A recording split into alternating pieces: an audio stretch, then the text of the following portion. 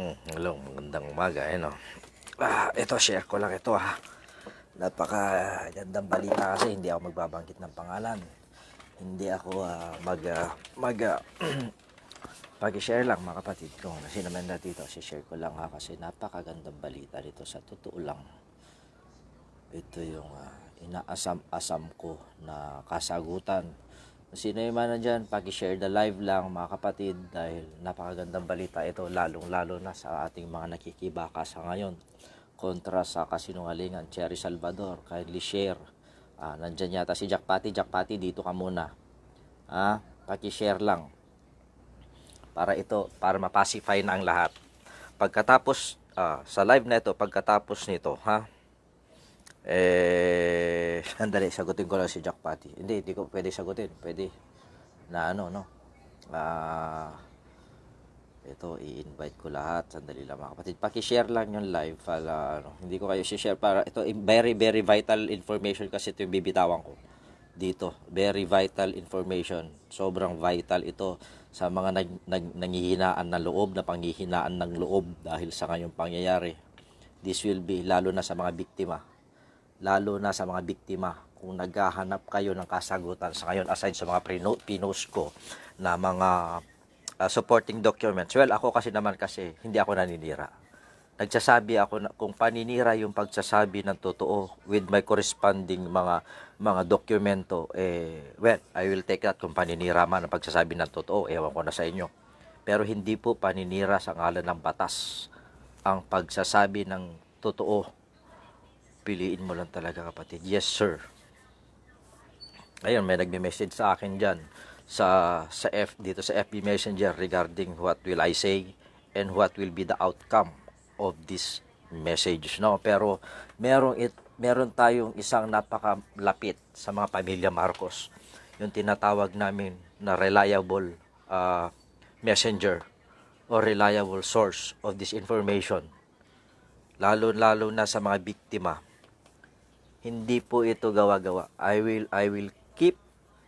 will post the message kahit nasabi nila ay pipiliin ko, pero ito po ang rason ko para mapacify po yung mga loyalista na nagtataka kung bakit hindi nagsasalita ang pamilya Marcos. Well, according to that reliable messenger na isang napakabuting tao, sabi niya, hindi ito pinagkikibit-balikat ng mga Marcos. Patunay dyan, after my live, ipopost ko dyan yung message, yung balitaktakan with our Vice President, no, na kinikilala sa bansang Pilipinas dahil siya naman talaga, no, si BBM, si Bongbong Marcos. Hindi po niya ipinagkikibit-balikat ang problemang ito. Hindi po niya binabaliwala ang ating mga hinagpis, lalong-lalo na sa mga biktima. Alam niya na naloko ang mga taong bayan, nakapanloko itong si Norman Macusin dahil ginamit ang apelyido Marcos.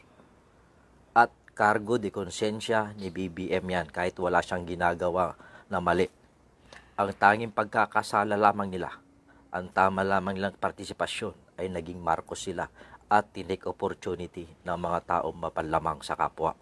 Kaya po naloko ang aramihan sa mga kababayan natin na malaking halaga at higit sa lahat nawala ang tiwala nila sa pamilya Marcos, kumbaga. Pero ito po ang bibigay namin garantiya sa inyo. Hindi po binabaliwala ni BBM. Buo po ang tiwala ko bilang isang loyalista. Buo po ang tiwala ko bilang isang matinong public servant si BBM. Hindi po nawala ang tiwala sa kanya kahit magpakailanman. Ngayon, iimbestigahan, kailangan nating magkapit-pisig para imbestigahan ang mga taong kaugnay, ang mga taong katulong na namantala ni Norman Macusin. Huwag po nating hayaan mapawalang sala sila dahil sila ay accomplished dito bilang accomplished ni Norman Macusin. Tulad na ulitin ko, yung mga biktima, huwag kayong mawalan ng pag-asa. Kung kami ay handa po kami magsakripisyo bilang inyong lakas. Handa po kaming magbigay ng lakas, maging mata, maging tenga ninyo para sa pagkakaroon ninyo ng hustisya at pagkamit ng hustisya ng katarungan para sa ginawa sa inyo panluloko. No? Tulad ng ulit na sasabihin ko ulit, pang-4 na beses na, ipopost ko dito sa baba ng comment thread yung ebidensya o yung conversation ni BBM. Yung pagsasabi niya na hindi niyang pangako niya na hindi niya ipagwawalang bahala ito. Hindi niya ipagwawalang bahala ito. Itong problema to. Lahat ng kaugnay kay Norman Mangusin, lahat ng naging parte ng kanyang panluloko kailangang usigin. Yun po ang ating gagawin sa mga susunod na araw, at bilang yan ay ipangako ni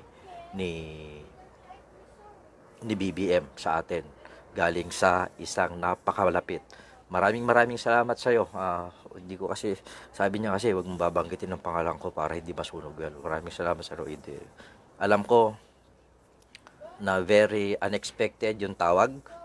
Hindi ko ini-expect talaga, boss. Hindi ko ini-expect yung tawag, but maraming salamat sa pagtitiwala at ganoon din sa mga biktima. Maraming salamat sa pagtitiwala ninyo, sa pagbibigay nyo lagi ng mga ebidensya, yung mga supporting documents. Marami pa actually. Yung mga alam niyo po yung mga pinopost ko mga tip of the iceberg pa lang. Binabasag ko pa lang ang integridad ng tao. Binabasag ko pa lang yung integridad. Wala pa yung kredibilidad. Hindi pa tayo pumapasok sa mga major complaints ng mga labag sa batas. Integridad pa lang niya binabasag ko. Uunti-untiin kita, Norman. Uunti-untiin ka namin hanggang sa ikaw na mismo ang kumitil sa iyong buhay dahil sa kahihiyan. Dahil hindi ka tao. Mas lalo na itong mga accomplish mo na paggawa ng krimen. Hindi kayo makatao. Well, again, hindi namin masisisi yung mga naniniwala sa kanya. Dahil ako man din ang nasa inyong posisyon. Kung ganyan din ang nakita ko at wala akong alam sa background niya, siguradong ganyan din ang gagawin ko. Pero pagkakataon nyo na to.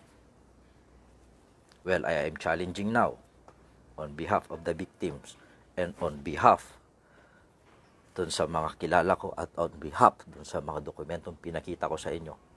Papangalanganan ko kayo, mga vloggers kayo, Nino Barsaga, Dangsky Altamirano, Melvin Ubiñala, Dante Maravillas. Ngayon ninyo ipagtanggol. Sabihin nyo sa buong mundo na si Norman Mangusin ay matinong tao, na si Francis Leo Marcos ay matinong tao, despite of the evidences I presented on my timeline. Hinahamon ko kayo. Abangan ninyo yung sa comment thread ko. Ipopost ko po dyan yung pangako ni BBM na hindi niya ipagwawalang bahala ito. Mahuhuli na yan. This is a big scam that victimizing our fellow loyalists. Matagal na namin alam yan, 2016 pa. Pero nagtataka ako at hulog sa Diyos. Nataon pa na Semana Santa. Siguro ako'y naniniwala na ang makapangyarihan ang pagtulong ng Jesucristo sa ating lahat sa katawan na taon pa na COVID crisis. But please look at this in a bright side. Hindi kailanman magtatagumpay ang anumang kasamaan laban sa kabutihan, mga kapatid. Sabi ko nga sa inyo, pwedeng maging puhunan ang tamang prinsipyo. Panindigan ito ng tama. Hindi kailanman mananaig kahit gaano karami ang kasamaan, mananaig pa rin ang nag-iisang kabutihan. Dahil yun ang totoo, hindi kailangan baguhin ang ating kasaysayan, alang-alang sa kagaguhan. Maraming salamat ulit sa mga nandyan.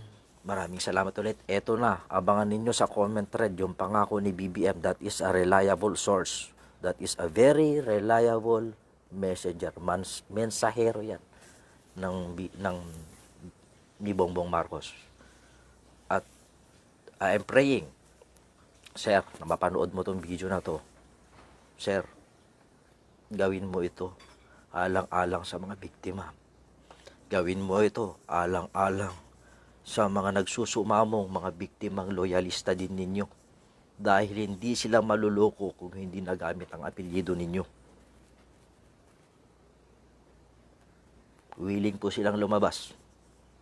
Willing po silang lumabas para sa ikakalagaan ng kanilang kalooban at higit sa lahat ay mabigyan ng katarungan ng kanilang mga sinapit. Ready po sila. Kayong mga biktima, again, ulitin ko, just hang on. Lalong-lalo na yung biktima dyan na nawalan ng tiwala sa mga leader, ng mga loyalista. Dahil sa ilang 10 o mas marami pa ang nilapitan, walang gumalaw. Pero anong sinabi ko? Subukan mo ko. Kilala mo ko kung sino ka. Kilala mo kung alam mo na totoo yung sinasabi ko. Pagkatiwalaan mo ko. In a matter of magdamag. Buong magdamag, hindi kami natulog, sa totoo lang. Salamat sa pagtitiwala, kapatid. Salamat at nabigyan kong justice na hindi lahat ng loyalista, hindi lahat ng mga leader dyan, pinagkikibit-balikat ang mga problema nating loyalista. Maraming naloko at nanapangkay na yan. Dapat matuldukan na yan. Yes. Salamat, kapatid Summer May Marcos. Tama lang tayo. Tama. Sa tama at dapat. Dahil it's useless na tayo ay humihingi ng pagbabago kung hindi natin yan sisimulan sa sarili natin. It's useless na sinasabi natin tayo ay matitino kung tayo ay nagpapaloko man lang din. Marami tayong kakayahan para malaman ang totoo. Pero iisa lang dahilan para tayo maloko. Nagiging bobo. Huwag tayo maging bobo. At huwag para tayo hindi maloko, mga kapatid. Tulad ng sinabi ko, abangan ninyo ang comment thread. Ibibigay ko pagkatapos nito. Maraming salamat sa mga nagtitiwala. Maraming salamat sa mga hindi pumapatol sa kalokohan. Maraming salamat sa pagbibigay nyo ng tiwala sa aming ibutaktak o kaya ilabas ang mga problema na nangyayari sa kamunduan. Ulitin ko, mabuhay ang lahat. Mabuhay ang Ilocano. Mabuhay ang Pilipino. Kahit na ano pang lengguwahe sinasalita mo. Iisa lang tayo, Pilipino.